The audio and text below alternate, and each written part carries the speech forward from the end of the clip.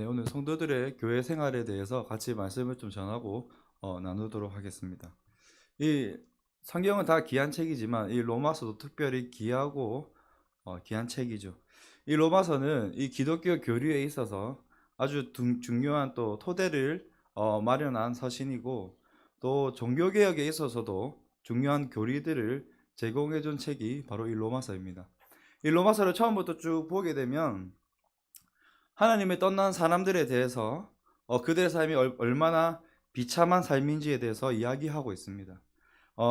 우리가 하나님과 또 하나님의 마음과 하나님의 말씀을 마음에 두기 싫어하고 하나님을 떠났을 때에 그들이 결국에는 어떠한 인생을 살아가는지에 대해서 설명을 잘 하고 있습니다. 그리고 이 하나님을 떠난 사람들이 하나님의 영광에 이르기 위해서, 또 하나님의 의에 이르기 위해서 끊임없이 그들이 노력하고 자신의 힘으로 도달하기 위해서 노력하는데, 그런 종교인의 삶에 대해서 또 나오고 있고, 또 하나님이 예수 그리스도를 통해서 세우신 그 믿음으로 말미암는 의에 대한 놀라운 계시도 이 로마서에 나오고 있습니다. 그래서 이 예수님을 또 구원자로 주님으로 이 영접한 자들이 어떻게 의롭게 되어지고 또 하나님과 하나 되어서 살 수 있는가, 또 이 하나님과 합평을 이룬 자의 그 삶의 영광스러운 모습이 또한 나오게 되죠. 그리고 이것들이 어떻게 이루어졌는지를 쭉 설명하면서 로마서 6장에 보면 어떤 내용이 나와 있냐면, 예수 그리스도와 연합을 통해서 어떻게 우리가 그리스도와 동일되어지고, 또 그리스도의 그 죽음과 장사됨과 또 부활과 승천과 보좌에 앉으심과 그 영광 가운데 참여해서 이제는 더 이상 우리가 죄의 무기가 아니라 의의 무기라는 것을 이야기하고 있습니다. 또 그 다음 장에 살펴보면 더 이상 우리는 이제 율법의 종도 아니요 죄의 종도 아니요 사망의 종도 아니라 생명의 성령의 법 아래서 영을 따라 기능하는 삶이 무엇인지에 대해서도 말씀이 나오고 있습니다. 그리고 또 9장을 보게 되면 이스라엘에 대해서 나오고 있거든요. 이스라엘이 하나님이 더 이상 우리를 구원하지 않을 것이라는 그런 착각에 있었습니다. 그러나 하나님이 여전히 그들을 사랑하시고 하나님의 긍휼하심으로 그들을 회복하고 구원할 것이라고 또한 이야기하죠. 그리고 이 12장부터 쭉 살펴지는 내용은 무엇이냐면, 이제 구원을 받고 난 이후에 영을 따라 기능하면서 우리가 이제 하나님의 한 몸이 되었으니까 이 몸의 지체로서 어떻게 서로에게 영향을 주면서 또 교회를 세워 나가는지에 대해서 설명을 하고 있습니다. 이 로마서의 처음부터 쭉 왔던 이 말씀들이 결국에는 16장 이 말씀을 향해서 달려오고 있는 것인데, 이 16장의 말씀이 사실 결론이죠. 이 16장의 말씀을 통해서 이야기하는 것은 무엇이냐면, 복음의 이 계시에 대한 결론은 교회 생활이라는 것을 우리에게 보여주고 있습니다. 교회에서 생활을 하다 보면 어떤 사람들은 이제 하나님과 화목하게 지내는 것에 가장 중심을 두고 살아갈 때가 있어요. 하나님과 화목되어지고 하나님께 마음껏 기도하고 마음껏 응답받고 또 그 관계를 발전시킬 수 있는 그 부분에 집중하는 사람도 있고, 또 어떤 사람은 영으로 기능하는 것에 대해서 집중하는 사람이 있고, 또 어떤 사람은 어떻게 하면 내가 성령님의 인도를 잘 받을까에 집중하는 사람도 있습니다. 이것이 나쁘다는 게 아닙니다. 이것은 반드시 우리가 추구해야 되고 성장시켜 나가야 되고 계속해서 발전시켜 나가야 되는 부분입니다. 그러나 또 다른 한 사람들은 그냥 교회 와서 율법적인 잣대로 사람들을 판단하는 사람도 있고, 또 이것은 해야 되니 말아야 되니 라는 이야기를 하는 사람도 있고, 또 이렇게 해야 된다 저렇게 해야 된다 어떤 그런 생활 가운데서 집중하는 사람도 있다라는 거죠. 그러나 결국 이 주님께서 우리에게 복음의 은혜를 주셨고 복음의 이 능력을 경험하게 하신 이유는 무엇이냐면, 우리가 다 함께 모여서 누리는 교회 생활 가운데 있다라는 겁니다. 오늘 말씀을 좀 살펴보시면 앞에는 없지만 성경을 쭉 보시게 되면 1절에 갱글의 교회 일꾼이 나오는데 한 여인이 나옵니다. 그 여인의 헌신된 삶을 나타내고 있고, 또 3절을 보게 되면 브리스가와 아굴라를 통해서 그들이 자신의 집을 내어주고 그 집에서 하나님을 예배하고 또 찬양하는 그런 일들을 했거든요. 그 모습이 또 나와 있고, 또 4절에는 이방인들의 교회, 이방인들이 세운 교회겠죠. 그리고 16절에 보게 되면 그리스도에 있는 모든 교회라고 이야기합니다. 그리스도의 모든 교회는 유대인들이 모여서 교회를 개척할 때도 있고, 유대인과 이방인들이 모여서 개척할 때도 있고, 또 이방인들끼리 모여서 개척할 때가 있어요. 이 모든 교회를 통틀어서 이야기하는데, 어쨌든 이 모든 그리스도의 교회들이 결국은 이 땅에서 하나님의 나라를 보여주고 있고 하나님의 나라를 확장해 가고 있다는 겁니다. 이 교회 생활을 마치 용광로와 같은 것으로 비유할 수 있는데, 이 용광로는 불순물이 섞인 재료들이 들어와 가지고 그 용광로에서 이제 찌꺼기들이 다 걸러지고 완전히 녹아 가지고 새롭게 하나가 되어서 이제 나오게 된단 말이죠. 이와 마찬가지로 교회 안에서도 각자 다 다른 모습의 사람들이 모여 있습니다. 연약한 사람도 있고 건강한 사람도 있고, 또 때로는 또 다른 가치관을 가지고 있는 사람도 있고 다른 추구를 또 하는 사람도 있고, 이 많은 사람들이 모여 있지만 결국에는 예수 그리스도로 말미암아서 이 복음의 은혜와 능력을 경험하고 그것으로 말미암아 자신의 안에 있는 그 불순물과 찌꺼기들이 다 내려 녹아지고 예수 그리스도를 믿음으로 말미암아 새로운 피조물이 되고 자녀가 되어서 이제는 거듭나서 하나님의 부르심에 맞게 이 땅에서 하나님의 나라를 누리고 또 하나님의 나라를 확장하고 그 나라를 보여주는 그러한 새로운 재료들이 되어서 교회 생활을 해 나간다는 거죠. 오늘 이 교회 생활에 대해서 세 가지를 좀 살펴보고 정리하겠습니다. 첫 번째는 교회 생활은 복음의 능력이 인생을 어떻게 변화시키는지를 보여주는 겁니다. 오늘 본문을 보게 되면 다양한 사람들의 이름이 지금 언급되어 있습니다. 뭐 베베도 있고 또 브리스가와 아골라도 있고, 뒤에 보면 또 발음하기도 쉽지 않은 사람들 이름이 쭉 나열되어져 있죠. 근데 이 나열되어 있는 사람들의 이름은 사도 바울에게 있어서 그냥 단순한 이름이 아니에요. 바울에게는 그들은 특별한 이름이었습니다. 왜냐하면 바울이 이 사람들의 이름을 기억하고 기도하고 그 이름을 이야기할 때마다 이 사람들이 어떻게 힘들고 고통스럽고 공허한 삶을 살았는지 누구보다 잘 알고 있었어요. 그리고 그 삶 가운데 또 어떻게 그들이 이 복음을 받아들였는가, 또 그들이 이 복음으로 말미암아서 어떻게 그들의 삶이 변화되었는가, 또 그 가정들이 어떻게 변화되었는가를 잘 알고 있는 이름이었습니다. 그러니까 바울에게는 그냥 지나가는 이름이 아니라 성도 한 사람 한 사람이 다 특별한 이름이었어요. 여러분, 담임 목사님도 마찬가지입니다. 그냥 저희가 봤을 때는 어떤 집사님이고 뭐 권사님이고 성도분이고 이렇게 보여지지만 담임 목사님이 여러분 한 사람 한 사람을 살펴보았을 때는 여러분들이 얼마나 그 복음의 은혜로 말미암아 어떻게 그렇게 살아가고 있는가, 정말 복음으로 맞서서 복음을 가지고 어떻게 그렇게 삶의 현장에서 치열하게 살아가고 있는가, 그런 이름으로 여러분들을 기억하고 있다라는 거죠. 이 초대교회 때는 이 성도들을 바라보았을 때 그냥 이 아이가 누구의 집사님의 자녀구나, 이분이 집사님이구나, 이 사람이 청년이구나, 또 누구구나라고 바라본 것이 아니라 이 사람이 어떻게 복음을 받아들였고, 또 이 사람이 어떻게 복음의 능력으로 살아가고 있고, 또 이 사람이 어떻게 교회 안에 들어와서 한 지체가 되었는가, 이런 눈빛으로 이런 마음으로 그들을 바라보고 같이 신앙생활을 했다는 겁니다. 어떤 사람들이 있는지 잠깐 살펴보겠습니다. 우리 보면 오늘 1절과 2절을 같이 한번 읽어보겠습니다. 시작. 내가 겐그라의 교회의 일꾼으로 있는 우리 자매 베베를 너에게 추천하노니 너희는 주 안에서 성도들의 합당한 예절로 그를 영접하고 무엇이든지 그에게 소용되는 바를 도와줄지니 이는 그가 여러 사람과 나의 보호자가 되었음이라. 아멘. 지금 겐기라의 교회 일꾼인 자매 베베가 나오고 있습니다. 이 자매 베베는 사실 중요한 역할을 했어요. 왜냐하면 바울이 이제 이 서신을 썼어요. 로마서 서신을 써서 베베에게 네가 이것을 가지고 로마 교회에게 전달을 해라라는 그런 중요한 역할을 받은 사람이 베베입니다. 근데 우리가 읽었을 때는 그냥 자매 베베가 있구나, 바울이 그냥 이 사람을 영접해라고 이야기하구나 라고 이야기하지만, 여러분 이 당시에 이 여인이 교회의 리더가 되고 또 중요한 역할을 감당한다라는 것은 있을 수 없는 일입니다. 왜냐하면 이 당시에 여인들은 사람 취급을 받지 못했기 때문에 이 여인이 리더가 되고 이 여인이 지금 중요한 일을 감당한다는 것은 정말로 놀라운 일이에요. 이 베베가 하나님의 복음을 경험하고 그가 복음의 은혜를 누리게 되니까 지금 사회적인 어떤 모습과 사회적인 환경은 뭡니까? 여자는 사람 취급을 할 수 없고 중요한 일을 할 수 없다라는 거예요.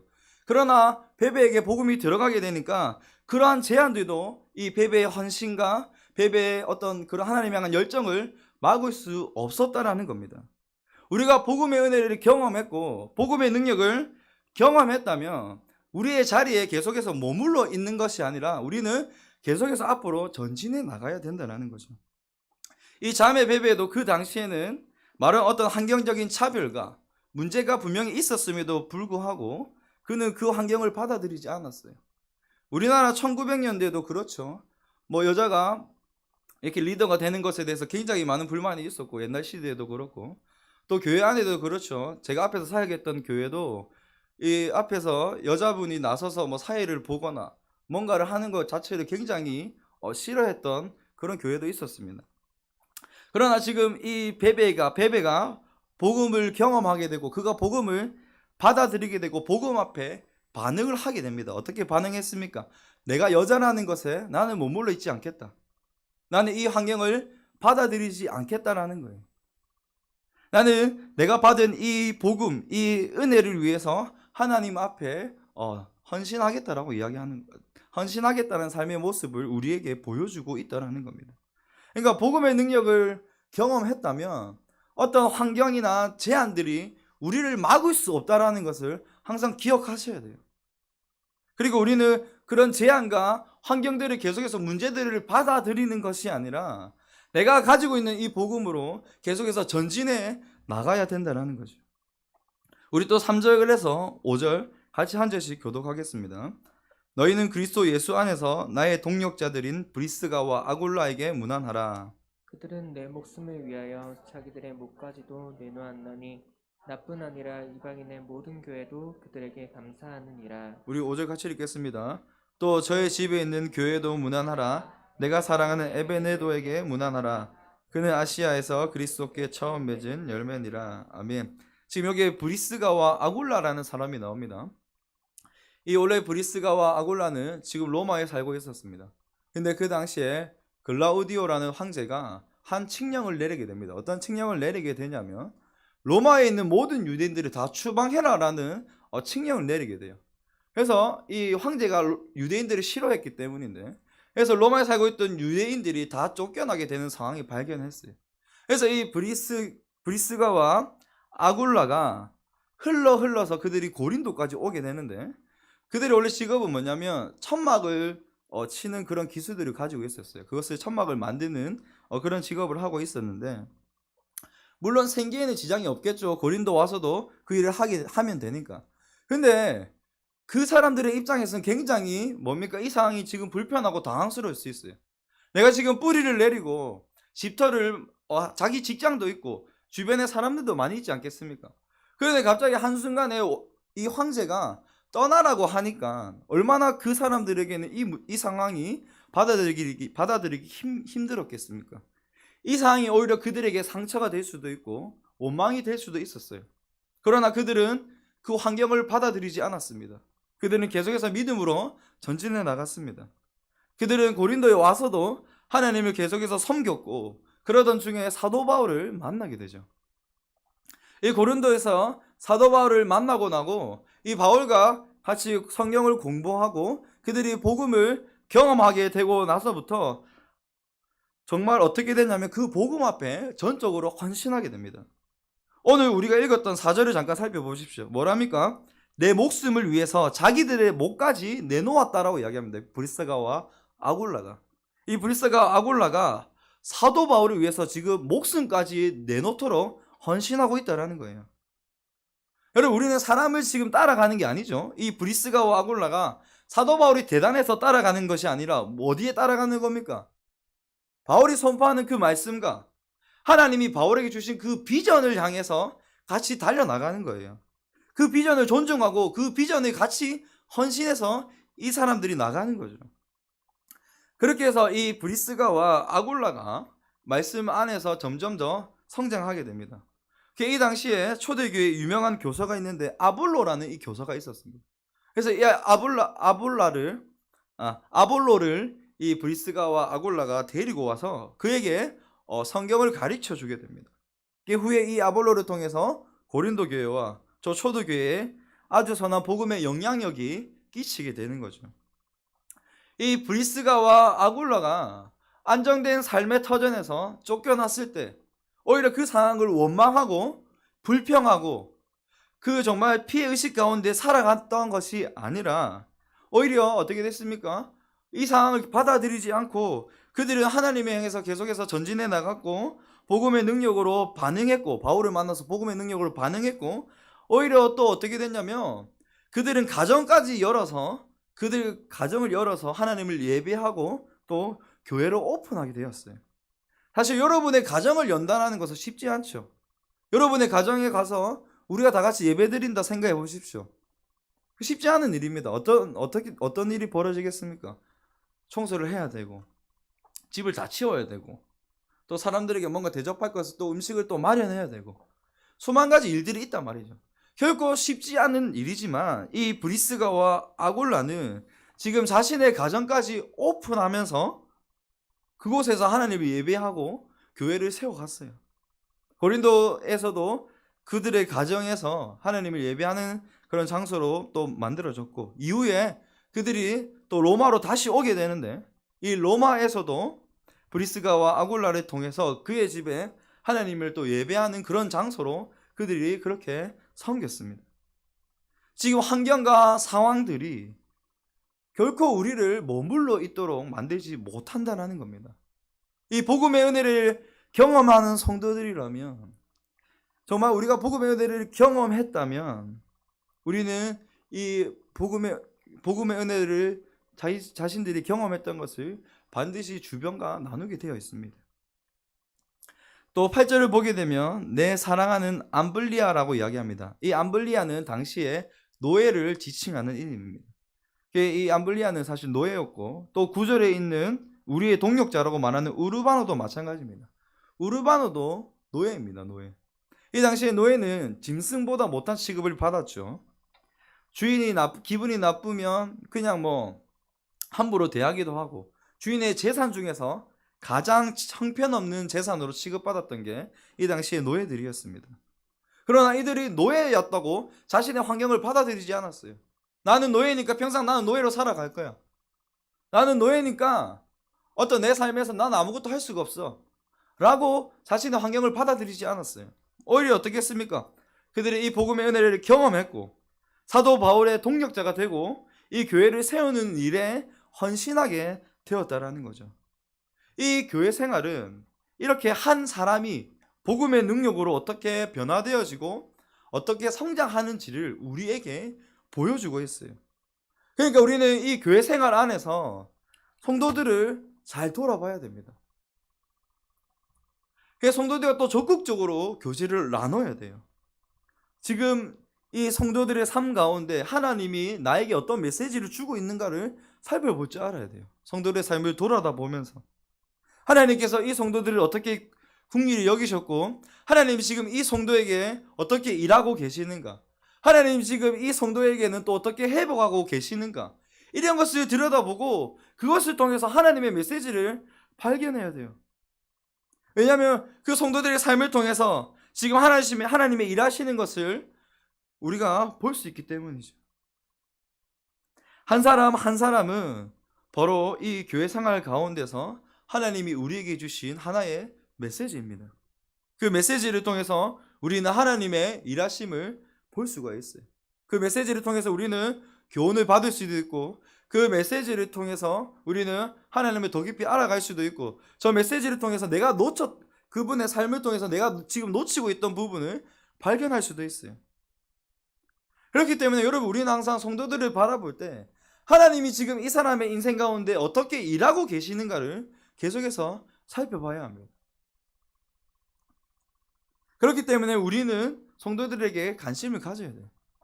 한 사람 한 사람이 어떻게 은혜를 누리고 있는가, 어떻게 복음의 능력을 경험하고 있는가, 그런 관심을 계속해서 가지시길 바랍니다.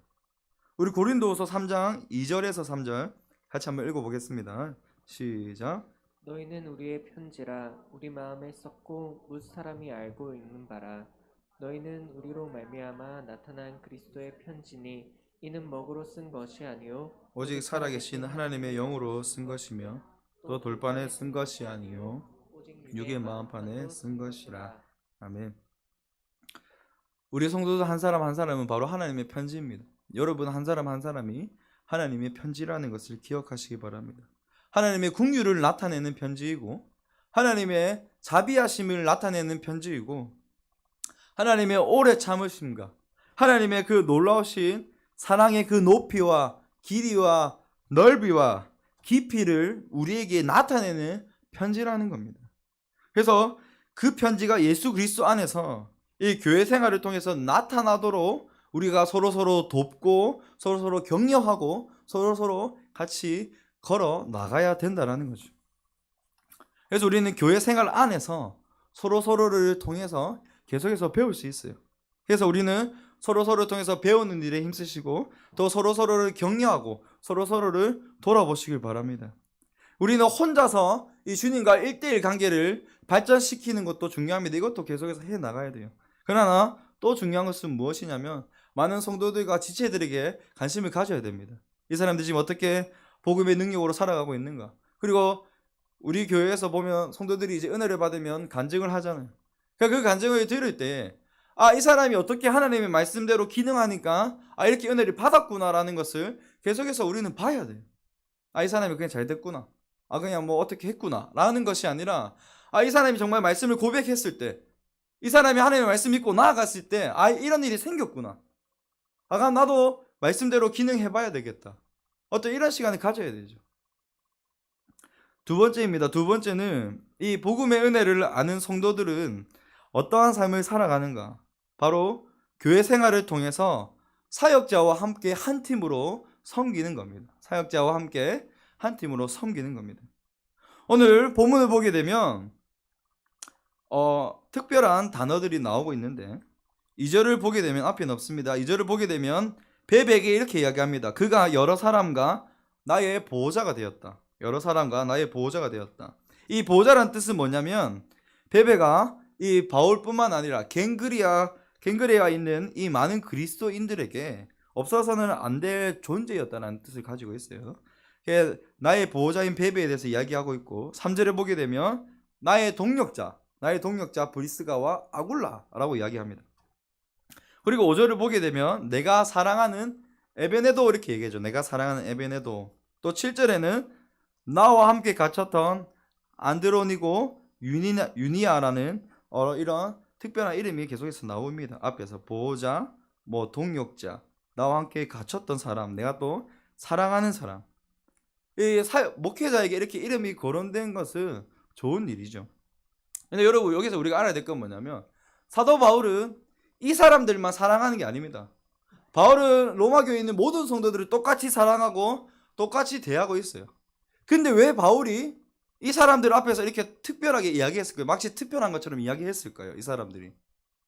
그 이유는 무엇이냐면 이들의 헌신된 성도의 삶과 그들의 이 교회를 향한 헌신이 존중되어지기를 원하고 많은 성도들에게 본이 되어지기를 원했기 때문에 지금 바울이 이렇게 이야기하는 거예요. 사도 바울이 깨달은 건 뭐냐면 물론 기본 베이스는 하나님의 은혜입니다. 교회는 하나님의 은혜로 굴러가고 또 뭐냐면 사역자와 함께 한 팀이 되고 이 사역자를 향해서 선포되어지는 그 말씀 앞에 헌신되어지고 하나님이 이 사역자에게 주신 그 비전 앞에 헌신되어서 걸어갈 때에 교회가 든든하게 세워진다는 것을 바울은 누구보다 잘 알고 있었어요. 그래서 그만큼 수고하고 애쓰는 자들을 존중해주고 또 그들과 함께 이렇게 팀으로 기능했다는 거죠. 그리고 8절에도 보면 계속해서 나옵니다. 내 사랑하는 암블리아. 9절에도 나의 사랑하는 스다구. 12절에도 주 안에서 많이 수고하고 사랑하는 버시. 또 13절에 보면 루포의 어머니가 곧 나의 어머니다라고 이야기하게 되죠. 여기서 아시겠지만 루포는 구레네 사람 시몬의 자녀이죠. 예수님 대신해서 십자가를 지고 짊어갔던. 어쨌든 바울은 계속해서 이야기하고 있습니다. 많은 사람들이 이것을 보면서 불평등하다라고 우리는 생각하면 안 돼요. 바울은 똑같이 모든 성도들을 사랑했고 똑같이 대했지만 지금 바울이 이렇게 이야기하는 이유는 뭐라고 했죠? 그들이 얼마나 헌신하는가를 보여주는 거예요. 그 헌신을 존중하는 거죠. 여러분, 교회는 이렇게 세워지는 거예요. 그리고 갈라디아서 4장 14절에서 15절 말씀 같이 한번 읽어보겠습니다. 시작. 너희를 시험하는 것이 내 육체에 있으되 이것을 너희가 업신여기지도 아니하며 버리지도 아니하고 오직 나를 하나님의 천사와 같이 또는 그리스도 예수와 같이 영접하였도다. 너희의 복이 지금 어디 있느냐? 내가 너희에게 증언하노니 너희가 할 수만 있었더라면 너희의 눈이라도 빼어 나에게 주었으리라. 아멘. 지금 이 사람들은 바울 자체를 추종한 게 아닙니다. 바울을 통해서 선포되어지는 그 말씀, 그 복음을 따라가고 있었어요. 그리고 하나님이 사도 바울에게 주신 그 비전을 향해서 같이 달려나가고 있었고, 그 비전과 그 말씀 앞에 그들은 헌신했다라는 거예요. 사도 바울이 이렇게 이야기하죠. 바울이 그들을 가르치고 사역할 때 마치 이 성도들이 바울을 어떻게 대했냐면 하나님의 천사처럼, 하나님이 직접 보낸 천사처럼 바울을 그렇게 대했다라는 거예요. 그런데 15절에 보면 너희의 복이 지금 어디 있느냐라고 이야기합니다. 너희의 복이 지금 어디 있느냐. 이것은 왜 바울이 이렇게 얘기했냐면 당시 이 거짓 교사들에 의해서 다른 생각들이 들어오게 되고 이 사도 바울에 대해서 다른 생각들이 들게 되고 반응하게 되니까 바울이 이렇게 이야기하는 거예요. 너희의 복이 지금 어디 있느냐. 너희가 나를 하나님의 사자처럼 영접했고 또 너희가 나와 같이 이렇게 내가 선포되는 그 말씀과 비전 앞에 같이 헌신하고 우리가 동역했을 때에 복음이 효과적으로 많은 곳에 전파되어져 갔고 많은 사람들에게 복음을 전할 수 있었고 교회를 세울 수 있었는데 지금 너희의 그 복이 어디 있느냐라고 이야기하는 거예요.